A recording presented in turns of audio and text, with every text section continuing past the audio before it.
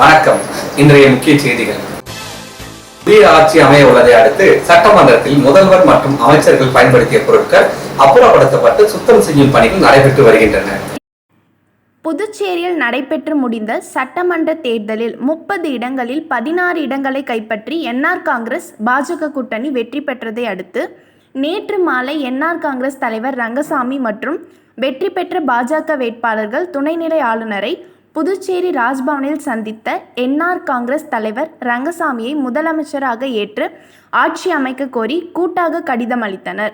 இந்நிலையில் இன்னும் ஓரிரு தினங்களில் புதிய அரசு அமைய உள்ளதை அடுத்து புதுச்சேரி சட்டமன்றத்தில் கடந்த அரசின் முதல்வர் மற்றும் அமைச்சர்கள் பயன்படுத்திய மேசைகள் உள்ளிட்ட பொருட்களை அப்புறப்படுத்தப்பட்டு பெயர் பலகைகள் அகற்றப்பட்டு அவர்கள் பயன்படுத்திய அறைகள் சுத்தப்படுத்தப்பட்டு வருகின்றன. புதிய முதல்வராக ரங்கசாமி நாளை பதவியேற்றுக் கொள்கிறார்.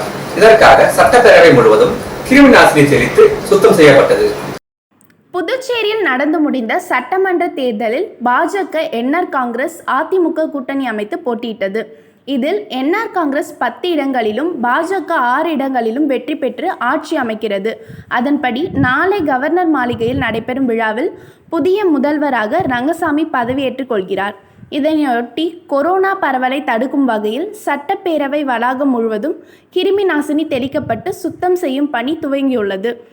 சட்டப்பேரவையில் உள்ள முதல்வர், அமைச்சர்கள், அரசு அதிகாரிகள் உட்பட்ட அனைத்து அறைகளிலும் சட்டப்பேரவை வளாகம் முழுவதும் கிருமி நாசினி தெளிக்கப்பட்டு வருகிறது.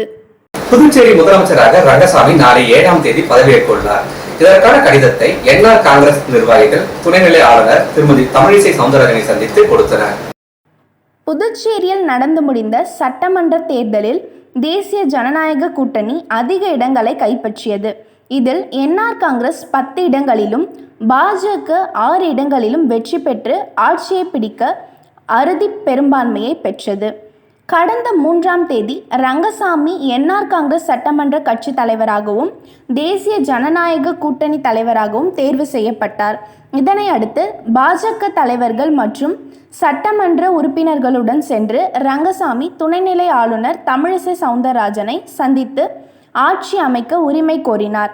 இந்நிலையில் நாளை 7ஆம் தேதி முதலமைச்சராக ரங்கசாமி பதவியேற்க உள்ளதாகவும் அன்று மதியம் 1:20 மணிக்கு பதவியேற்க ஆவண செய்யும்படி அதற்கான கடிதத்தை என்ஆர் காங்கிரஸ் கட்சி நிர்வாகிகள் ஜெயபால் மற்றும் பக்தவச்சலம் ஆகியோரிடம் ரங்கசாமி கொடுத்து அனுப்பியிருந்தார். அந்த கடிதத்தை துணைநிலை ஆளுநர் தமிழிசையை சந்தித்து கொடுத்தனர். இது தொடர்பாக கேட்டதற்கு வருகிற 7ஆம் தேதி எளிய முறையில் முதலமைச்சராக என்ஆர் காங்கிரஸ் தலைவர் ரங்கசாமி பதவியேற்க உள்ளதாகவும் அதற்கான கடிதத்தை துணைநிலை ஆளுநரிடம் கொடுத்ததாகவும் அவர்கள் தெரிவித்தனர். பணி ஓய்வு பெற்று விடை பெற்ற அதிகாரி மீண்டும் பணி அமர்த்துவதை கண்டித்து அச்சுத்துறை ஊழியர்கள் கண்டன ஆர்ப்பாட்டத்தில் ஈடுபட்டனர். புதுச்சேரி அச்சகத்துறையில் கடந்த 10 ஆண்டுகளாக இயக்குநராக கிருஷ்ணமூர்த்தி பணியாற்றி இருந்தார். இந்நிலையில் கடந்த 30ஆம் தேதி பணி ஓய்வு பெற்று விடை பெற்றார். தொடர்ந்து மீண்டும் அதே இடத்தில் ஆலோசகராக கிருஷ்ணமூர்த்திக்கு பணி வழங்குவதாக அரசு அறிவித்துள்ளது. இவர் மீது பல்வேறு குற்றச்சாட்டுகள் நிலுவையில் உள்ள நிலையில் மீண்டும் பணி வழங்குவதை கண்டித்து அச்சகத்துறை ஊழியர்கள் அலுவலகம் வளாகத்தின் முன்பு 30க்கும் மேற்பட்டவர்கள் கண்டன ஆர்ப்பாட்டத்தில் ஈடுபட்டனர்.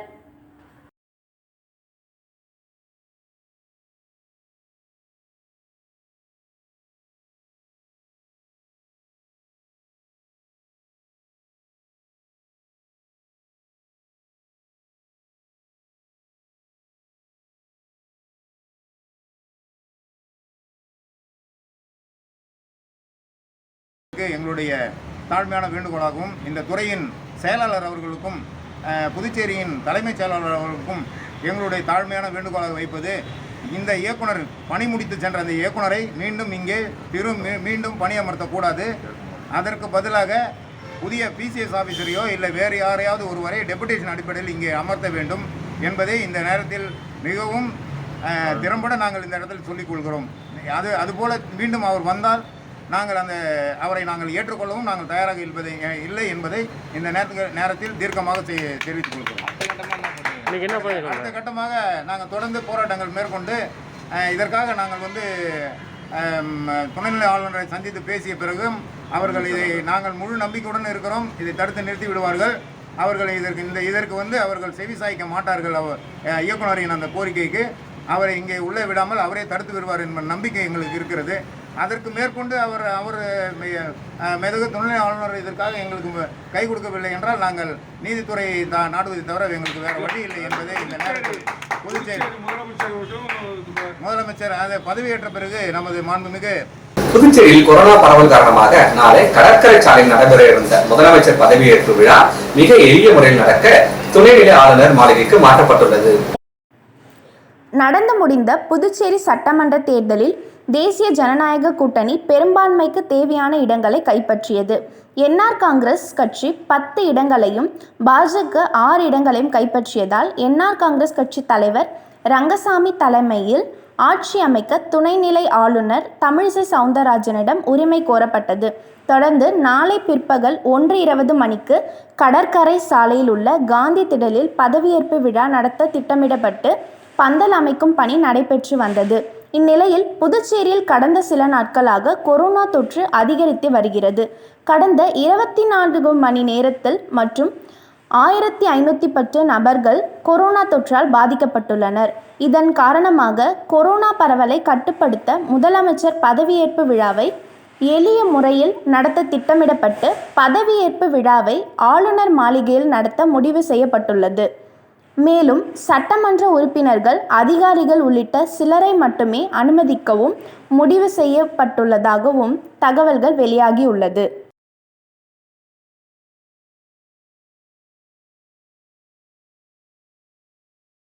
தொடர் ஊரடங்கால் வாழ்வாதாரத்தை இழந்துள்ள ஏழை எளிய மக்களுக்கு சமூக சேவகர் DM வருண் தனது சொந்த செலவில் 3ஆம் கட்டமாக பிரியாணி வழங்கினார். புதுச்சேரியில் கொரோனா தொற்று காரணமாக போடப்பட்டுள்ள தொடர் ஊரடங்கால் ஏழை எளிய மக்கள் மிகவும் பாதிக்கப்பட்டுள்ளனர். இந்நிலையில் டெல்லியில் பல்வேறு நிறுவனங்களின் நிர்வாக இயக்குநரும் புதுச்சேரியை பூர்வீகமாக கொண்ட சமூக சேவகருமான DM வருண் மூலிகை முகக்கவசம், அரிசி, காய்கறி உள்ளிட்ட தொகுப்பு, கபசுர குடிநீர் உள்ளிட்ட பல்வேறு சேவைகளை தொடர்ந்து செய்து வருகிறார்.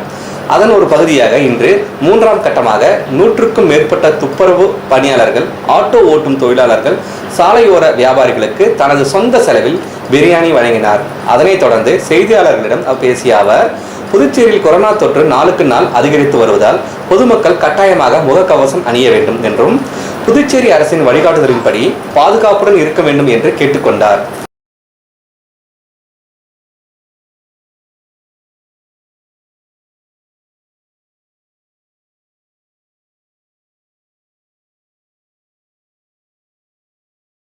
ஹோட்டல்ஸ் அண்ட் ரெஸ்டாரண்ட் வச்சுருக்கேன். நான் பிறந்தது பாண்டிச்சேரி. இந்த கரோனா காலத்தில் நான் பாண்டிச்சேரிக்கு வந்திருந்தேன். எங்கள் கரோனாவில் மக்கள் ரொம்ப கஷ்டப்படுறாங்க நம்ம கண்ட்ரியில். அதனால நான் என் சொந்த ஊர் பாண்டிச்சேரிக்கு சின்ன உதவி பண்ணலான்னு இருந்தேன். அதனால நான் கடந்த 3 நாளாக கரோனாவில் கஷ்டப்படுறவங்களுக்கு ரைஸ், க்ராசரி, மாஸ்க், சானிடைசர் கொடுத்துட்ருக்கேன். நம்ம ஆட்டோ தொழிலாளர்களுக்கு, வெஜிடபிள் வெண்டர்ஸ், ஒர்க்கர்ஸ் எல்லாருக்கும் நான் உதவி பண்ணிகிட்ருக்கேன். நான் மக்களை என்கரேஜ் பண்ணுறேன், எல்லோரும் சானிடைசர், மாஸ்க் கண்டிப்பாக யூஸ் பண்ணேன். அப்புறம் நம்ம எல்லோரும் கவர்மெண்ட் ரெகுலேஷன்ஸ் ஃபாலோ பண்ணிவிட்டு அவங்களுக்கு சப்போர்ட் பண்ணிகிட்டு இருக்கணும். நம்ம எல்லாம் சேர்ந்து இந்த கரோனா வைரஸ்க்கு அகெயின்ஸ்ட் ஃபைட் பண்ணணும். எல்லோரும் ஹெல்த்தியாக இருங்க, ஸ்ட்ராங்காக இருங்க. வணக்கம். புதுச்சேரியில் கொரோனா தடுப்பு பணியில் ஈடுபட்டுள்ள மருத்துவர் உள்ளிட்ட அனைத்து பணியாளர்களுக்கும் ஊக்கத்தொகை வழங்கப்படும் என துணைநிலை ஆளுநர் திருமதி தமிழிசை சவுந்தரராஜன் அறிவித்துள்ளார். புதுச்சேரி அரசின் இந்திரா காந்தி பட்டமேற்படிப்பு மையம் பொது மருத்துவமனையில் ரூபாய் 1 கோடி செலவில் காற்றின் மூலம் நிமிடத்திற்கு 700 லிட்டர் ஆக்சிஜன் உற்பத்தி செய்யும் நிலையத்தை துணைநிலை ஆளுநர் தமிழிசை சவுந்தரராஜன் ஆய்வு செய்தார். பின்னர் செய்தியாளர்களிடம் பேசிய அவர், புதுச்சேரியில் ஆக்சிஜனோடு கூடிய 2000க்கும் மேற்பட்ட படுக்கைகள் உள்ளதாகவும், கொரோனா தடுப்பு பணியில் ஈடுபட்டுள்ள மருத்துவர் உள்ளிட்ட அனைத்து பணியாளர்களுக்கும் ஊக்கத்தொகையாக ரூபாய் 5 கோடி வழங்கப்பட உள்ளதாகவும், மேலும் அரசு கட்டுப்பாடுகளை விதித்தாலும் கூட பொதுமக்கள் கட்டுப்பாடுடன் இருந்தால் மட்டுமே பரவலை தடுக்க முடியும் என துணைநிலை ஆளுநர் தமிழிசை சவுந்தரராஜன் தெரிவித்தார். சமீபகால கணக்கெடுப்பின்படி பாதிக்கப்பட்டவர்கள் 60%, ஏன்னா நாங்கள் எந்த அளவிற்கு கண்காணிக்கிறோன்னா, ஒரு டெஸ்ட் பாசிட்டிவாக வந்ததுன்னா இதில் எந்த வயசுக்காரங்க, இத்தனை பேர், எத்தனை வயசுக்காரங்க, எத்தனை சதவீதம் பாதிக்கப்பட்டிருக்கிறார்கள் என்ற அளவிற்கு நாங்கள் கணக்கெடுத்து கண்காணிக்கிறோம். நான் பொதுமக்களுக்கு நம்பிக்கை ஏற்படுத்துவதற்காக இதை சொல்கிறேன். ஆனால் இந்த கடந்த வாரத்தில் 60% 30லிருந்து 50 வயதிற்குள்ளானவர்கள். இப்போ யாருன்னா, நாம் சாலையில் சுற்றிக்கிட்டு இருக்கவங்க தான் நம்ம அதிகமாக பிடிச்சிக்கிறோம். வீட்டில் பத்திரமா இருக்கிறவங்க, பெரியவங்க பத்திரமா இருக்காங்க. அதனால் நான் இளைஞர்களுக்கு வைக்கும் மிக தாழ்மையான வேண்டுகோள், தயவு செய்து ரோட்டில் இறங்கி எப்போவும் மாதிரி கூட்டம் கூடி பேசி நீங்கள் இருக்காதீர்கள். வீட்டில் தனிமைப்படுத்தி கொள்ளுங்கள். ஒன்று, மருத்துவர்கள் எல்லாம் மிகவும் சோர்ந்து போய் இருக்கிறார்கள் என்ற காரணத்திற்காக நாங்கள் அவர்கள் எல்லாருக்குமே கூடுதலாக ஊக்க தொகை கொடுக்கலாம் என்று இருக்கிறோம். அதன்படி ஏறக்குறைய 5 கோடி ரூபாய்க்கு மேலே அவர்களுக்கெல்லாம் ஊக்கத்தொகை கொடுத்து அவர்கள் நமக்கு பணியாற்றியதற்காக, இந்த தொகை ஒன்றும் அவங்களுக்கு பெரிதில்லை, ஆனாலும் அவர்கள் சோர்வடைந்து கூடக்கூடாது என்பதற்காக அரசாங்கம் அப்படிப்பட்ட ஒரு முடிவை எடுத்து அறிவித்திருக்கிறோம். இல்லை, அது கொரோனா விதிமுறைகள் இல்லை, அது கொரோனா விதிமுறைகள் எப்படியெல்லாம் நடைமுறைப்படுத்த முடியுமோ, பின்பற்ற முடியுமோ, கொரோனா விதிமுறைகளை பின்பற்றி தான் எந்த அரசாங்க விழாவும் நடைபெறும். புதுச்சேரியில் வரும் 7ஆம் தேதி பிற்பகல் முதல்வராக பதவியேற்கிறார் ரங்கசாமி. இந்நிலையில் இன்று மாலை என்ஆர் காங்கிரஸ் கட்சி பொதுச் செயலாளர் ஜெயபால் துணைநிலை ஆளுநர் தமிழிசை சவுந்தரராஜனை ஆளுநர் மாளிகையில் சந்தித்து வரும் 7ஆம் தேதி பிற்பகல் 1:20 மணி அளவில் தேசிய ஜனநாயக கூட்டணியின் தலைவராக உள்ள ரங்கசாமி முதல்வராக பதவியேற்பதற்கான கடிதத்தை வழங்கினார். மேலும் அன்றைய தினம் ரங்கசாமியுடன் அமைச்சர்களும் பதவியேற்பார்கள் என தகவல் வெளியாகியுள்ளது. கொரோனா நோய் தொற்று பரவலை கருத்தில் கொண்டு ஆளுநர் மாளிகை அல்லது புதுச்சேரி கடற்கரையில் உள்ள காந்தி திடல் அருகே மிக எளிமையான முறையில் பதவியேற்பு நடைபெறும் என எதிர்பார்க்கப்படுகிறது. புதுச்சேரியில் நடைபெற்ற சட்டமன்ற தேர்தலில் அதிக தொகுதிகளில் வெற்றி பெற்ற தேசிய ஜனநாயக கூட்டணியில் உள்ள என்ஆர் காங்கிரஸ் மற்றும் பாஜக சார்பில் தேர்ந்தெடுக்கப்பட்ட 16 உறுப்பினர்களின் கையெழுத்திட்ட ஆட்சி அமைக்க உரிமை கோரும் கடிதத்தை துணைநிலை ஆளுநர் தமிழிசை சவுந்தரராஜனிடம் ரங்கசாமி கடந்த 3ஆம் தேதி வழங்கினார். குறிப்பாக புதுச்சேரி தேசிய ஜனநாயக கூட்டணி கட்சிகளின் தலைவராக இருந்த ரங்கசாமி சட்டமன்ற தலைவராக ஒருமனதாக தேர்வு செய்யப்பட்டார். இதனிடையே கடந்த 3ஆம் தேதி துணைநிலை ஆளுநரை சந்தித்த போது பதவியேற்பு மற்றும் அமைச்சரவை விவரம் குறித்து பின்னர் அறிவிப்பதாக தெரிவித்தனர். கூட்டணி தர்மத்தின் அடிப்படையில் அதிமுகவிற்கு நியமன சட்டமன்ற உறுப்பினர் பதவி வழங்க வேண்டும் என்று அதிமுக கிழக்கு மாநில செயலாளர் அன்பழகன் தெரிவித்துள்ளார்.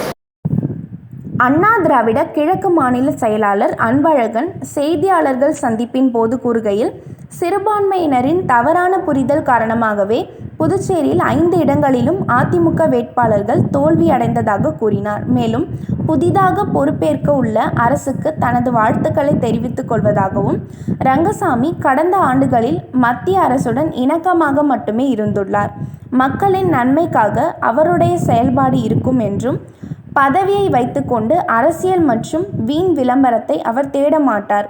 மேலும் புதுச்சேரியில் அதிமுகவுக்கு நியமன சட்டமன்ற உறுப்பினர் வழங்குவது குறித்து தலைமைதான் முடிவு செய்யும். மேலும் என்ஆர் காங்கிரஸ் பாஜக கூட்டணி அரசு அதிமுகவிற்கு நியமன சட்டமன்ற பதவி வழங்க முன்வர வேண்டும். ஆட்சி அமைந்த பிறகு எங்களது உரிமையை கேட்போம், அதற்காக அவர்களுக்கு நெருக்கடியை கொடுக்க மாட்டோம் என்று கூறிய அன்பழகன், புதிய ஆட்சி அமைவதில் அதிமுகவின் பங்கு அதிகம் உள்ளது என்றும், பிஜேபி என்ஆர் காங்கிரஸ் சட்டமன்ற உறுப்பினர்கள் வெற்றி பெற்ற தொகுதிகளில் அதிமுக வாக்குகள் அதிகம் உள்ளதாகவும் சுட்டிக்காட்டினார்.